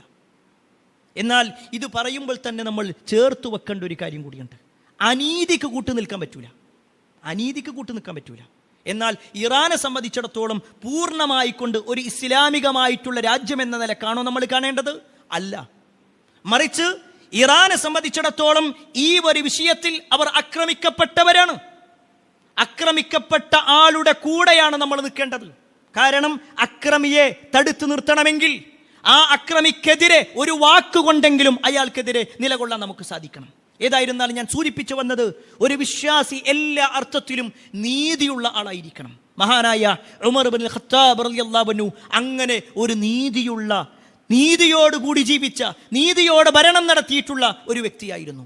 എന്നാൽ ഖേദകരമെന്ന് പറയട്ടെ, ഉമർ റളിയല്ലാഹു അൻഹു ആ ഹജ്ജിന്റെ സമയത്ത് നടത്തിയ പ്രാർത്ഥന, ഖുതുബയുടെ തുടക്കത്തിൽ ഞാൻ പറഞ്ഞിട്ടുള്ളതായ ഉമർ റളിയല്ലാഹു അൻഹുവിന്റെ ആ ഒരു പ്രാർത്ഥന, ആ പ്രാർത്ഥന അല്ലാഹു സുബ്ഹാനഹു വ തആല സ്വീകരിച്ചു. ഉമർ റളിയല്ലാഹു അൻഹു ആഗ്രഹിച്ചത് ഒരു ഷഹീദിന്റെ പ്രതിഫലമായിരുന്നെങ്കിൽ ആ ഷഹീദിന്റെ പ്രതിഫലം ഉമർ റളിയല്ലാഹു അൻഹുവിന് കിട്ടി. അദ്ദേഹം ആഗ്രഹിച്ചത് പ്രവാചകൻ സല്ലല്ലാഹു അലൈഹി വസല്ലമയുടെ നാട്ടിൽ വെച്ചുകൊണ്ട് കൊല ചെയ്യപ്പെടണമെന്നാണെങ്കിൽ നബി സല്ലല്ലാഹു അലൈഹി വസല്ലമയുടെ നാട്ടിൽ, നബി സല്ലല്ലാഹു അലൈഹി വസല്ലമയുടെ പള്ളിയിൽ, നബി സല്ലല്ലാഹു അലൈഹി വസല്ലമ നമസ്കരിച്ച മിഅ്റാബിൽ, പ്രവാചകൻ സല്ലല്ലാഹു അലൈഹി വസല്ലമ സുജൂദ് ചെയ്യുന്ന ഭാഗത്ത്, അവിടെ വെച്ചുകൊണ്ടാണ് അബൂ ലുഅ്ലുഅത്തുൽ മജൂസി എന്ന് പറയുന്ന ഒരു മനുഷ്യൻ ഉമറിനെ കൊലപ്പെടുത്തുന്നത്. സുബ്ഹ് നമസ്കരിക്കാൻ വേണ്ടി ഉമർ റളിയല്ലാഹു അൻഹു വന്നതാ. മിഹ്റാബിന്റെ ഭാഗത്തേക്ക് ഉമർ കയറിയതും അതിൻ്റെ ഒരു ഭാഗത്ത് ഒളിഞ്ഞു നിന്നിരുന്ന അബൂ ലുഅ്ലുഅത്തുൽ മജൂസി എന്ന് പറയുന്ന വ്യക്തി, അയാളുടെ കയ്യിൽ ഇരുതല മൂർച്ചയുള്ള ഒരു കടാരയുണ്ടായിരുന്നു, വിഷം പുരട്ടിയ കടാര. അത് വെച്ചുകൊണ്ട് ഉമറിനെ കുത്തി. ഉമർ റളിയല്ലാഹു അൻഹു കുത്തേറ്റുകൊണ്ട് ബാക്കിലേക്ക് നിൽക്കുന്ന സമയം തന്നെ അബ്ദുറഹ്മാൻ ഇബ്നു ഔഫ് റളിയല്ലാഹു അൻഹുവിനെ പിടിച്ചുകൊണ്ട് നേരെ മുന്നിലേക്ക് നിർത്തി നിസ്കാരം പൂർത്തീകരിക്കാൻ വേണ്ടി പറഞ്ഞു. അതിനിടയിൽ ചില സ്വഹാബിമാർ വന്ന് ഈ അബൂ ലുഅ്ലുഅത്തിന്റെ കൈ പിടിക്കുന്ന സമയത്ത് ആ സ്വഹാബിമാരെയും കൊലപ്പെടുത്തി. എന്നിട്ട് ഈ ഒരു മനുഷ്യൻ അയാൾ ആത്മഹത്യ ചെയ്യുകയും ചെയ്തു. ഉമർ റളിയല്ലാഹു അൻഹുവിനെ കൊന്ന ആ ഒരു വ്യക്തിയെ തിരിച്ചു പ്രതികരിക്കാനോ പ്രതികാര നടപടികൾ നിർവഹിക്കാനോ സാധിച്ചില്ല എന്നതൊരു സത്യമാണ്. ആ ഉമർ റളിയല്ലാഹു അൻഹു മദീന പള്ളിയിൽ കിടക്കുക. അദ്ദേഹം ജനങ്ങളോട് വേഗം നിസ്കാരം തുടരാൻ വേണ്ടി പറഞ്ഞു. അദ്ദേഹവും നിസ്കാരം തുടർന്നു. നിസ്കാരം കഴിഞ്ഞിട്ട് ചരിത്രത്തിൽ കാണാൻ പറ്റും, ഉമർ റളിയല്ലാഹു അൻഹുവിനെ കാണാൻ ആളുകൾ വരുന്നുണ്ട്. ഉമർ റളിയല്ലാഹു അൻഹുവിൻ്റെ മകൻ അബ്ദുല്ലാഹി ഇബ്നു ഉമർ അവിടെ ഉണ്ട്. ഉമറിനെ പരിശോധിക്കാൻ വേണ്ടി വന്ന വൈദ്യന്മാർ പറഞ്ഞു അദ്ദേഹം കൂടുതൽ സമയം നിൽക്കൂല. കാരണം അദ്ദേഹത്തിന് ഒരു മുന്തിരിച്ചാറ് കൊടുത്ത സമയത്ത് അത് അടിവയറ്റിലൂടെ പോയി. ഇനി കൂടുതൽ സമയമില്ല, അദ്ദേഹം മരിക്കാനായിട്ടുണ്ട്. അവിടെ വെച്ചുകൊണ്ട് ഉമർ റളിയല്ലാഹു അൻഹു ചില കാര്യങ്ങൾ പറയുന്നുണ്ട്. അദ്ദേഹത്തിൻ്റെ ഒരു ആഗ്രഹം എന്തായിരുന്നു എന്നറിയോ? നബി സല്ലല്ലാഹു അലൈഹി വസല്ലമയെ കിടത്തിയിട്ടുള്ള ഭാഗം, ആയിഷ റളിയല്ലാഹു അൻഹയുടെ വീടകങ്ങൾ, ആ വീട്ടിനുള്ളിൽ തന്നെ എൻ്റെ മയ്യത്ത് ഖബറടക്കണമെന്ന് ഞാൻ ആഗ്രഹിക്കുന്നുണ്ട്. മകനോട് പറയാണ്, ആയിഷ ബീവിനോട് ചെന്ന് ചോദിക്ക്, അവിടെ അനുവാദം തരുമോ? പ്രത്യേകം പറയണം, അമീറുൽ മുഅ്മിനീനായിട്ടല്ല ഞാൻ ചോദിക്കണത്, ഒരു ഭരണാധികാരി എന്ന നിലക്കല്ല തരേണ്ടത്, മറിച്ച് ഉമർ ചോദിച്ചു, അങ്ങനെ പറഞ്ഞാൽ മതി. ആയിഷ റളിയല്ലാഹുവിനോട് വന്ന് ചോദിച്ചു. ആയിഷ റളിയല്ലാഹു പറഞ്ഞു, ഞാൻ മരിച്ചു കഴിഞ്ഞാൽ എൻ്റെ മയ്യത്ത് ഇവിടെ കിടക്കണം എന്നാണ് ഞാൻ ആഗ്രഹിച്ചിരുന്നത്, എൻ്റെ മയ്യത്ത് ഖബറടക്കണം എന്നാണ് ഞാൻ ആഗ്രഹിച്ചത്. പക്ഷേ ഉമർ ഇങ്ങനെ ഒരു ചോദ്യം ചോദിച്ചിട്ട് ഞാൻ ഒഴിവാക്കുന്നില്ല. അവർ സമ്മതിച്ചു. അവർ തിരിച്ചു വന്നു. ഉമർ റളിയല്ലാഹുവിന് സന്തോഷമായി. ഉമർ റളിയല്ലാഹു അബ്ദുല്ലാഹിബിൻ ഉമറിൻ്റെ കാലിൽ അദ്ദേഹത്തിൻ്റെ തലങ്ങനെ വെച്ചിട്ട് ഇങ്ങനെ കിടക്കണം. ആ സമയത്ത് ഉമർ പറഞ്ഞു, ആ കാല് മാറ്റ്. അദ്ദേഹത്തിൻ്റെ തലയുടെ ഭാഗത്ത് വെക്കാൻ തലയിണ കൊണ്ടുവന്നു. അദ്ദേഹം പറഞ്ഞു, തലയിണയും മാറ്റ്. എന്നെ ഈ മദീന പള്ളിയുടെ മണ്ണിൽ നിങ്ങൾ കിടത്തണം, എൻ്റെ മുഖത്ത് മണ്ണുണ്ടാവണം. അല്ലാഹു സുബ്ഹാനഹു തആല 7 ആകാശങ്ങൾക്കപ്പുറത്തുനിന്ന് കൊണ്ട് നോക്കുമ്പോൾ ഈ ഉമർ ഒന്നുമല്ലാത്തൊരവസ്ഥയിൽ ഇവിടെ കിടക്കണത് കണ്ടിട്ട് റബ്ബ് എന്നെ പരിഗണിച്ചാലോ ആ ഒരു വാക്കാണ് ഉമർ റളിയല്ലാഹു പറഞ്ഞത്. പ്രിയപ്പെട്ടവരെ, ഉമർ റളിയല്ലാഹുവിൻ്റെ ചരിത്രം വിശദീകരിക്കുമ്പോൾ ഈ ഉമറിനെ കൊലപ്പെടുത്തിയ വ്യക്തി അബൂ ലുഅ്ലുഅത്തുൽ മജൂസി എന്ന് പറയുന്ന മനുഷ്യൻ, ആ മനുഷ്യൻ ഇന്ന് ചില ആളുകൾക്ക് വലിയാണ്. ആ മനുഷ്യന് ഇന്ന് ജാറങ്ങളുണ്ട്. ആ മനുഷ്യനെ വെച്ചുകൊണ്ട് പ്രാർത്ഥിക്കുന്ന ആളുകളുണ്ട്. ആ മനുഷ്യൻ്റെ മയ്യത്ത് ഖബറടക്കിയ ഭാഗം പ്രത്യേക ആരാധനാലയമായി കൊണ്ടു നടക്കുന്ന ആളുകളുണ്ട്. ആരാണെന്നറിയൂ? ഇന്നത്തെ ഇറാനിലുള്ള സ്ഥലമാണ് ഈ പറയുന്നത്. നിങ്ങൾ സോഷ്യൽ മീഡിയകൾ പരിശോധിക്കാം, ഗൂഗിൾ സെർച്ച് ചെയ്യാം. അങ്ങനെ ഒരു വ്യക്തിയുടെ ഖബർ ഇന്നുണ്ടോ? അതെവിടെയാണ്? അവിടെ എന്താണ് നിർവഹിക്കപ്പെടുന്നത്? അത് മുഴുവൻ നിർവഹിക്കപ്പെടുന്നത് ഇറാനിലെ ഷിയാക്കൾ എന്ന് പറയുന്ന ഒരു വിഭാഗമാണ്. ഞാനിത് പറയുമ്പോൾ പ്രിയപ്പെട്ടവരെ, ചില കാര്യങ്ങൾ നമ്മൾ മനസ്സിലാക്കണം. ഈ കഴിഞ്ഞ ദിവസങ്ങളിൽ സോഷ്യൽ മീഡിയകളിൽ കാര്യമായ ചർച്ച വരുമ്പോൾ ചില ആളുകളുടെ ഫോട്ടോ വെച്ചുകൊണ്ട്, ചില ആളുകളുടെ വീഡിയോ വെച്ചുകൊണ്ട്, ചില ആളുകൾക്ക് വീഡിയോ വെക്കുന്നു, അതിൻ്റെ BGM കയറ്റിക്കൊണ്ട് ഇന്നത്തെ ഇസ്ലാമിൻ്റെ യഥാർത്ഥ നേതാവ് എന്ന് പറഞ്ഞുകൊണ്ട് ചില ആളുകളെ പരിചയപ്പെടുത്തുന്നുണ്ട്. ആ ആളുകളാവട്ടെ ഷിയാക്കളുടെ നേതാക്കന്മാരാണ്. ഇപ്പോഴും സമൂഹത്തിന് മനസ്സിലായിട്ടില്ല ആരാ ഷിയ, എന്താണ് അഹ്ലുസുന്ന, ഇതൊന്നും അറിയില്ല പല ആളുകൾക്കും. ഏറ്റവും സിമ്പിളായിട്ട് പറഞ്ഞാൽ, അബൂബക്കർ എന്ന് പേര് കേൾക്കുമ്പോൾ നമ്മൾ റളിയല്ലാഹു അൻഹു എന്നാണെങ്കിൽ, അബൂബക്കർ എന്ന് പേര് കേൾക്കുമ്പോൾ ലഅനത്തുല്ലാഹ്, അല്ലാഹുവിന്റെ ശാപം അബൂബക്കറിന്റെ മേൽ ഉണ്ടാവട്ടെ എന്ന് പറയുന്നവരാണ് ഷിയാക്കൾ. ഉമറിന്റെ പേര് കേൾക്കുമ്പോൾ റളിയല്ലാഹു അൻഹു എന്നാണ് നമ്മൾ പറയുന്നതെങ്കിൽ, ഉമറിന്റെ പേര് കേൾക്കുമ്പോൾ ലഅനത്തുല്ലാഹ് എന്ന് പറയുന്നവരാണ് ഷിയാക്കൾ. ഉസ്മാൻ ഇബ്നു അഫ്ഫാൻ റളിയല്ലാഹു അൻഹുവിന്റെ പേര് കേൾക്കുമ്പോൾ ലഅനത്തുല്ലാഹ് പറയുന്ന ആളുകൾ, അവരുടെ ഷഹാദത്തിൽ പോലും ആ വാചകമുണ്ട്. അബൂബക്കറിന്റെയും ഉമറിന്റെയും ഉസ്മാന്റെയും ആയിഷ റളിയല്ലാഹു അൻഹയുടെ പേരിൽ വരെ ആയിഷ റളിയല്ലാഹു അൻഹ നരകത്തിലാണ്, ലഅനത്ത് പറയേണ്ട ആളാണ് എന്ന് നഊദു ബില്ലാഹ് പറയുന്ന ആളുകൾ, അവരാണത്രേ മുസ്ലിമിന്റെ നേതാവ്. അവർക്കാണത്രേ ഇസ്ലാമിന്റെ എല്ലാ സ്ഥാനവും ഉള്ളത്. മറ്റുള്ള ഇസ്ലാമിക രാജ്യങ്ങളൊന്നും തന്നെ യഥാർത്ഥ ഇസ്ലാമിക രാജ്യമല്ല, മറിച്ച് ഈ രാജ്യം മാത്രമേ യഥാർത്ഥ ഇസ്ലാമിനെ മുന്നോട്ട് വെക്കുന്നുള്ളൂ. ആരെല്ലാം എന്തെല്ലാം പറഞ്ഞാലും ശരി, ഞങ്ങൾക്ക് ഈ നേതാവ് മതി, ഞങ്ങൾക്ക് ഈ രാജ്യം മതി എന്ന് ഈ മുസ്ലിമിന്റെ മനസ്സിലേക്ക് ഷിയായിസം കൊണ്ടുവെക്കുന്ന ആളുകൾ എത്ര വലിയ ഗൗരവമുള്ളതാണ്. പല സ്വഹാബിമാരുടെ കൂട്ടത്തിൽ 3 സ്വഹാബിമാരെ മാത്രമാണ് ഷിയാക്കൾ അംഗീകരിക്കുക. ബാക്കിയുള്ള മുഴുവൻ സ്വഹാബത്തിനെയും കാഫിറുകൾ എന്ന് പറയുന്ന ആളുകൾ, അവരാണ് മുസ്ലിമിന്റെ നേതാവ്. സ്വഹാബത്തിനെ കൊലപ്പെടുത്താൻ വേണ്ടി കൂട്ടുനിന്ന ആളുകൾ, അവരാണ് മുസ്ലിമിന്റെ നേതാവ്. അവർ ഇന്ന് കൊണ്ട് നടക്കുന്ന അലി റളിയല്ലാഹു അൻഹുവിനെയും അലി റളിയല്ലാഹു അൻഹുവിന്റെ മക്കളെയും എന്നു വേണ്ട എല്ലാ ഫിത്നകൾക്കും നേതൃത്വം കൊടുത്ത ആളുകൾ, അവരാണ് മുസ്ലിമിന്റെ നേതാവ്. ഞാൻ ഇത്ര വൈകാരികമായിട്ട് ഇത് പറയാനുള്ള കാരണം, ചില ആളുകൾ ഇത്തരത്തിലുള്ള വീഡിയോസിന്റെ താഴെ വന്നുകൊണ്ട് കമന്റ് ചെയ്യും. ഒരു പക്ഷേ ഈ വീഡിയോ യൂട്യൂബിൽ അപ്ലോഡ് ചെയ്താലും വരും പല ആളുകളും. ഇതിനു മുമ്പ് കർബലയുമായി ബന്ധപ്പെട്ടുകൊണ്ട് ഞാനൊരു ഖുതുബ നടത്തിയ സമയത്തും ഇതുപോലെ ചില ആളുകൾ വന്നു. എന്നിട്ട് പറയാണ്, നിങ്ങൾ ഇവരെയൊക്കെ വെള്ളപൂശാൻ വേണ്ടി നോക്കുകയാണ്. ആരെ? സ്വഹാബിമാരെ വെള്ളപൂശലാണത്രേ. റസൂലുള്ളാഹി സ്വല്ലല്ലാഹു അലൈഹി വസല്ലം പറയാണ്, ലാ തസുബ്ബു അസ്ഹാബി, നിങ്ങൾ എൻ്റെ സ്വഹാബത്തിനെ ചീത്ത പറയരുത്. അത് ഏതൊരു സ്വഹാബിയാണെങ്കിലും, ഒരു സ്വഹാബിയെ പോലും ആക്ഷേപിച്ച് പറയാൻ പാടില്ല. എന്നാൽ മലയാളക്കരയിൽ പോലും പല ആളുകളും സ്വഹാബിമാരെ ആക്ഷേപിച്ചിട്ടില്ലേ? മലയാളത്തിൽ പുസ്തകം രചിച്ചിട്ടില്ലേ? അതിൽ പല പ്രസിദ്ധീകരണങ്ങളും പല ഉത്തരവാദിത്തപ്പെട്ട സംഘടനകൾ വരെ അത് ഏറ്റെടുത്തിട്ടില്ലേ? പ്രിയപ്പെട്ടവരെ, ഇത് നിസ്സാരമായൊരു കാര്യമല്ല. ചില പേരുകൾ വന്നുകൊണ്ട് ചില ആളുകളുടെ വരവിങ്ങനെ വെച്ചുകൊണ്ട് നല്ല BGM ഒക്കെ വെച്ചുകൊണ്ട് നല്ല ഉഷാറായിട്ട് വെക്കാൻ പറ്റും. അവിടെ ത്വലഅൽ ബദ്ർ വെക്കാൻ കഴിയും. പക്ഷേ അള്ളാന്റെ ദീനല്ല എന്നുള്ളത് മനസ്സിലാക്കണം. അള്ളാന്റെ ദീനാവണമെങ്കിൽ ആ ദീനിനും ഷിയാക്കൾക്കും തമ്മിൽ യാതൊരു ബന്ധവുമില്ല. ഒന്നുകൂടി വ്യക്തമായിട്ട് പറയട്ടെ, നമ്മളൊക്കെ മുസ്ലിം ആയത് അഷ്ഹദു അല്ലാ ഇലാഹ ഇല്ലല്ലാഹ് വ അഷ്ഹദു അന്ന മുഹമ്മദ റസൂലുള്ളാഹ് എന്നാണെങ്കിൽ നമ്മൾ മുസ്ലിം അല്ല എന്നാണ് ഷിയായിന്റെ വാദം. ഈ പറയുന്ന സപ്പോർട്ട് ചെയ്യുന്ന ഒരാളെയും ഷിയാക്കൾ മുസ്ലിമായി കാണുന്നില്ല. അവർ പറയുന്നത് അഷ്ഹദു അല്ലാ ഇലാഹ ഇല്ലല്ലാഹ് വ അഷ്ഹദു അന്ന മുഹമ്മദ റസൂലുള്ളാഹ് വ അഷ്ഹദു അന്ന അലിയൻ വലിയുള്ളാഹ് എന്ന് പറയാതെ അയാൾ മുസ്ലിം ആകൂലെന്നാ അവരുടെ വാദപ്രകാരം. നമ്മൾ ഈ പാരായണം ചെയ്യുന്ന ഖുർആൻ അത് യഥാർത്ഥ ഖുർആൻ അല്ല. വേറൊരു ഖുർആൻ ഉണ്ട്, ഫാത്തിമിയ ഖുർആൻ. അതിലുള്ള പല വാചകങ്ങളും ഉസ്മാൻ ഇബ്നു അഫ്ഫാനും ഉമർ ഇബ്നുൽ ഖത്താബ് റളിയല്ലാഹു അൻഹു മാറ്റിക്കളഞ്ഞതാണ്. ഏതൊരു ഖുതുബയിലും അവർ അബൂബക്കറിന്റെയും ഉമറിന്റെയും ഉസ്മാന്റെയും റളിയല്ലാഹു അൻഹു അജ്മഈൻ അവരുടെ പേര് കേൾക്കുമ്പോൾ നമ്മൾ തർലിയത്ത് നടത്തുന്നുണ്ടെങ്കിൽ അവർ ലഅനത്ത് നടത്തുക. ഇത് ഞാൻ വെറുതെ പറയണതല്ല, നിങ്ങൾക്ക് പരിശോധിക്കാം. നമുക്ക് യൂട്യൂബ് ഉണ്ട്, ഗൂഗിൾ ഉണ്ട്. ഇവിടുന്ന് ഇറാനിലേക്ക് പോകേണ്ടതില്ല, ഇറാഖിലേക്ക് പോകേണ്ടതില്ല, ബഹ്റൈനിലേക്ക് പോകേണ്ടതില്ല. ഷിയാക്കൾ ഒരുപാടുണ്ട് അവിടെ. മറിച്ച് നിങ്ങളൊന്ന് പരിശോധിക്കുക, ഒന്ന് അറബിയിലൊന്ന് അടിച്ചു നോക്കുക, ഇങ്ങനെ കണ്ടോ സത്യമാണോ എന്നുള്ളത്. ഒരു മുസ്ലിമിനെ സംബന്ധിച്ചിടത്തോളം ഷിയായിസവുമായിട്ട് കൂട്ടുവെക്കുക എന്നുള്ളത് പറ്റൂല. എന്നാൽ ഞാൻ നേരത്തെ പറഞ്ഞ വാചകം ഒന്നുകൂടി ഓർമ്മപ്പെടുത്തുന്നു, അനീതിക്ക് കൂട്ടുനിൽക്കാൻ പറ്റൂല. ഷിയ ആണെങ്കിലും ശരി, ഇറാൻ ആണെങ്കിലും ശരി, ഏത് രാജ്യമാണെങ്കിലും ശരി, അവരെ അങ്ങോട്ട് ചേറി ആക്രമിക്കുമ്പോൾ ആ അക്രമിയുടെ കൂടെ നിൽക്കാൻ കഴിയൂല. അത് ആക്രമിക്കപ്പെട്ടവന്റെ കൂടെ തന്നെയാണ്. ആക്രമിക്കപ്പെട്ടവന്റെ കൂടെ തന്നെയാണ്.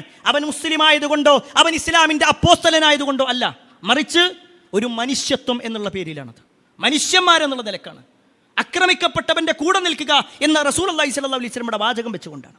അതുകൊണ്ട് തന്നെ ഈ വാചകങ്ങൾ നമ്മൾ കൃത്യമായിട്ട് മനസ്സിലാക്കണം. ഇത്രയേറെ പ്രഗത്ഭനായ, ഇത്രയേറെ ഈമാനുള്ള, ഇത്രയേറെ തഖ്വയുള്ള ഉമർ ഇബ്നുൽ ഖത്താബ് റളിയല്ലാഹു അൻഹുവിനെ കൊല ചെയ്യാൻ ഒരാൾ റെഡിയാവുക, എന്നിട്ട് അയാൾ മരിച്ചതിന് ശേഷം അയാളുടെ ഖബറിന്റെ അടുത്ത് പോയി പ്രാർത്ഥിക്കുക, അയാളെ നേതാവായി കാണുക, അയാളെ വലിയായി കാണുക, അത് ഈ ഷിയാക്കളിൽ മാത്രം കാണുന്നൊരു സ്വഭാവമാണ്. അതുകൊണ്ട് പ്രിയപ്പെട്ടവരെ, ഇസ്ലാമിനെ കൃത്യമായി മനസ്സിലാക്കി യഥാർത്ഥ മുസ്ലിമായി ജീവിക്കാൻ ഞാനും നിങ്ങൾ പരിശ്രമിക്കുക. അതിന് അല്ലാഹു സുബ്ഹാനഹു വ തആല നമുക്ക് ഏവർക്കും തൗഫീഖ് നൽകുമാറാവട്ടെ. അൽഹംദുലില്ലാഹി റബ്ബിൽ ആലമീൻ വസ്സലാത്തു വസ്സലാമു അലാ റസൂലില്ലാ വഅലാ ആലിഹി വഅസ്ഹാബിഹി അജ്മഈൻ, അമ്മാ ബഅദ്. പ്രിയപ്പെട്ട സഹോദരങ്ങളെ, സത്യവിശ്വാസികളെ, മഹാനായ ഉമർ ഇബ്നുൽ ഖത്താബ് റളിയല്ലാഹു അൻഹുവിൻ്റെ ഭരണവുമായി ബന്ധപ്പെട്ടുകൊണ്ടുള്ള ചില ചരിത്ര സംഭവങ്ങളാണ് ഓർമ്മപ്പെടുത്തിയത്. അതിൽ അദ്ദേഹത്തിൻ്റെ ഭരണ നേട്ടത്തിൽ ഏറ്റവും സുപ്രധാനമായൊരു കാര്യമാണ് ഒരു ഹിജ്റ കലണ്ടർ രൂപീകരിച്ചു എന്നുള്ളത്. ഉമർ റളിയല്ലാഹു അൻഹു ഖലീഫയായിരിക്കുന്ന സമയത്താണ് ആ ഒരു കലണ്ടർ രൂപീകരിക്കുന്നത്. അതിനു മുമ്പ് സംഭവങ്ങൾ നടന്നിട്ടുണ്ട്, പക്ഷേ ഒരു കലണ്ടറായിക്കൊണ്ട് രൂപീകരിച്ചിട്ടുണ്ടായിരുന്നില്ല. ഹിജ്റ 17-ാം വർഷം ഉമർ റളിയല്ലാഹു അൻഹു ഖലീഫയായിരിക്കുമ്പോൾ യമനിൽ നിന്ന് ഒരാൾ വരികയാണ്. അയാൾ സംസാരിക്കുന്ന സമയത്തെല്ലാം വ്യക്തമായ ഡേറ്റ് വെച്ചുകൊണ്ട്, ഓരോ വർഷവും മാസവും തീയതിയും ഒക്കെ ഡേറ്റ് വെച്ചുകൊണ്ട് അയാൾ സംസാരിക്കണം.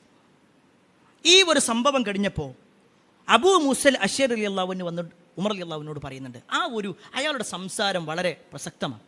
ഓരോ കാര്യങ്ങളും ഇങ്ങനെ വരണം, അതിന് കൃത്യമായൊരു ഡേറ്റ് വേണം. ഇതിനിടയിൽ ചില ആളുകൾ ഉമറിനോട് പരാതി പറയുകയും ചെയ്തു. കാരണം പല കത്തുകളും വരുന്നുണ്ട്, ഇതിലേതാ ആദ്യം വന്നത്, ഇതിലേതാ പിന്നെ വന്നത്, ഞങ്ങൾക്ക് അറിയണില്ല. അപ്പോൾ ഒരു ഡേറ്റ് ഉണ്ടെങ്കിൽ ഒന്നുകൂടി നല്ലതാണ്. ഉമർ റളിയല്ലാഹു അൻഹു സ്വഹാബത്തിനെ കൂട്ടി, എന്നിട്ട് സ്വഹാബിമാരോട് ചോദിച്ചു എന്ത് ചെയ്യണം. അവർ പറഞ്ഞു, നമുക്ക് തുടങ്ങാം, ഒരു കലണ്ടർ തുടങ്ങാം. ശരി, എന്ത് വെച്ചുകൊണ്ട് തുടങ്ങണം? ചില ആളുകൾ പറഞ്ഞു നബി സല്ലല്ലാഹു അലൈഹി വസല്ലമയുടെ ജനനവുമായി ബന്ധപ്പെട്ടുകൊണ്ട് തുടങ്ങാം. ചില ആളുകൾ പറഞ്ഞു റസൂലുള്ളാഹി സ്വല്ലല്ലാഹു അലൈഹി വസല്ലമയുടെ വഫാത്തുമായി ബന്ധപ്പെട്ടുകൊണ്ട് തുടങ്ങാം. പല ചർച്ചകളും വന്നു. അതിൽ പ്രസക്തമായ ഒരു ഭാഗം പറഞ്ഞത് ഹിജ്റയുമായി ബന്ധപ്പെട്ടുകൊണ്ടായിരുന്നു. നബി സല്ലല്ലാഹു അലൈഹി വസല്ലമയും സഹാബത്തും മക്കയിൽ നിന്ന് മദീനയിലേക്ക് ഹിജ്റ വന്ന ആ ഒരു സംഭവത്തെ വെച്ചുകൊണ്ട് നമുക്കൊരു കലണ്ടർ രൂപീകരിക്കാം. ആ വർഷം വെച്ചുകൊണ്ട് അതിൻ്റെ മുമ്പ് അതിൻ്റെ ശേഷം എന്ന നിലക്കാകാം. അങ്ങനെ ഉമർ ഇബ്നുൽ ഖത്താബ് റളിയല്ലാഹു അൻഹു ഒരു കലണ്ടർ രൂപീകരിക്കുകയാണ് ചെയ്തത്. പ്രിയപ്പെട്ടവരെ, നമ്മൾ ഇസ്ലാമിക കലണ്ടർ പ്രകാരം ഇന്നതിൻ്റെ അവസാന ദിവസങ്ങളിലേക്ക് പോകുകയാണ്. പുതിയ ഒരു വർഷത്തിലേക്കാണ് പോകുന്നത്. ഇവിടെ ഒരു വിശ്വാസി എന്ന നിലയ്ക്ക് നമ്മൾ മനസ്സിലാക്കണം, നമ്മുടെ ജീവിതത്തിൽ ഇസ്ലാമികമായി കൊണ്ടൊരു വർഷം കഴിഞ്ഞു. എന്തായിരുന്നു നമ്മുടെ ജീവിതം? കഴിഞ്ഞ റമദാൻ, കഴിഞ്ഞ ശവ്വാൽ, കഴിഞ്ഞ ദുൽഖഅദ്, ദുൽഹിജ്ജ, എല്ലാ മാസങ്ങളും പരിശോധിക്കുക. എത്രത്തോളം നന്മകൾ ചെയ്യാൻ നമുക്ക് സാധിച്ചിട്ടുണ്ട് സ്വയം പരിശോധിക്കുക. ഇനിയുള്ള ദിവസങ്ങൾ എന്ന് പറയുമ്പോൾ, മുഹറമിൻ്റെ ദിവസങ്ങൾ എന്ന് പറഞ്ഞാൽ പവിത്രമാക്കപ്പെട്ട ദിവസങ്ങളാണ്. അവിടെ ഒരിക്കലും തിന്മകൾ ചെയ്തുകൊണ്ട്, അള്ളാഹ്ക്ക് ഇഷ്ടമില്ലാത്ത പ്രവർത്തനങ്ങൾ ചെയ്തുകൊണ്ട് നമ്മൾ ജീവിക്കാൻ പാടില്ല. സാന്ദർഭികമായി കൊണ്ട് ഓർമ്മപ്പെടുത്തട്ടെ, ഈ മുഹറമിൻ്റെ ആദ്യത്തെ 10 ദിവസങ്ങൾ നഹ്സിൻ്റെ ദിവസങ്ങളായി കാണുന്ന ആൾക്കാരുണ്ട്. ദുശ്ശഗുണമാണത്രേ. വീടിരിക്കാൻ വേണ്ടി പറയുമ്പോൾ പറയും ആ 10 ദിവസം കൊണ്ട് കഴിയട്ടെ. കല്യാണം തീരുമാനിച്ച പറയും ആ 10 ദിവസം കഴിയട്ടെ. ഒരു നല്ല കാര്യത്തിനും റെഡിയാവൂല. അത് ഇസ്ലാമികമായിട്ട് പഠിപ്പിക്കപ്പെട്ടതല്ല. മറിച്ച് പവിത്രമാക്കപ്പെട്ട ദിവസങ്ങളായിട്ടാണ് റസൂലുള്ളാഹി സ്വല്ലല്ലാഹു അലൈഹി വസല്ലം എണ്ണിയിട്ടുള്ളത്. അതല്ലാതെ ശകുനങ്ങൾ നോക്കലും ഈ ശകുനത്തിൻ്റെ പേര് പറഞ്ഞുകൊണ്ട്, നഹ്സിൻ്റെ പേര് പറഞ്ഞുകൊണ്ട് നന്മകൾ മുടക്കലൊന്നും റസൂലുള്ളാഹി സ്വല്ലല്ലാഹു അലൈഹി വസല്ലം പഠിപ്പിച്ചതല്ല. പിന്നെ ആരാണ് ഇതിൻ്റെ തുടക്കക്കാര് എന്നുള്ളതും എന്തായിരുന്നു അതിൻ്റെ കാരണമെന്നും ഇൻഷാ അല്ലാഹ് പിന്നീട് എപ്പോഴെങ്കിലും നമുക്ക് വിശദീകരിക്കാം. അല്ലാഹു സുബ്ഹാനഹു വ തആല ദീനിനെ കൃത്യമായി മനസ്സിലാക്കി അതനുസരിച്ചുകൊണ്ട് ജീവിക്കുന്ന ആളുകളിൽ നമ്മെ ഏവരെയും ഉൾപ്പെടുത്തുമാറാവട്ടെ. ഒരുപാട് ആളുകൾ പ്രാർത്ഥന കൊണ്ട് വസിയത്ത് നൽകിയിട്ടുണ്ട്. എല്ലാവരുടെയും പ്രാർത്ഥനകൾ അല്ലാഹു സ്വീകരിക്കുമാറാവട്ടെ. എല്ലാ അർത്ഥത്തിലും നന്മകൾ ചെയ്ത് ജീവിക്കുന്ന ആളുകളിൽ അല്ലാഹു നമ്മെ ഏവരെയും ഉൾപ്പെടുത്തുമാറാവട്ടെ. അല്ലാഹുമ്മ ഗഫിൽ മുഅ്മിനീന വൽ മുഅ്മിനാത്ത് والمسلمين والمسلمات الأحياء منهم والأموات إنك مجيب الدعوات يا قاضي الحاجات اللهم أجرنا من النار اللهم أجرنا من النار اللهم أجرنا من النار ربنا آتنا في الدنيا حسنة وفي الآخرة حسنة وقنا عذاب النار آمين آمين برحمتك يا أرحم الراحمين والحمد لله رب العالمين.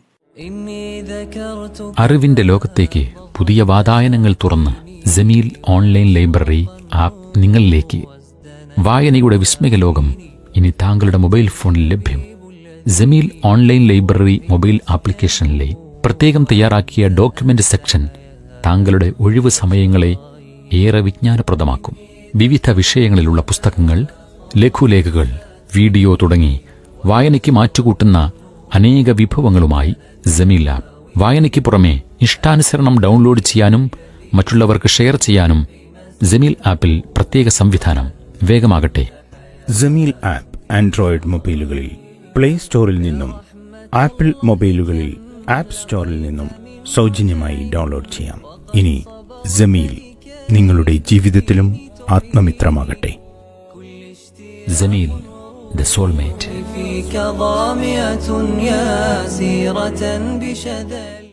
Peace Radio. Tune to reality.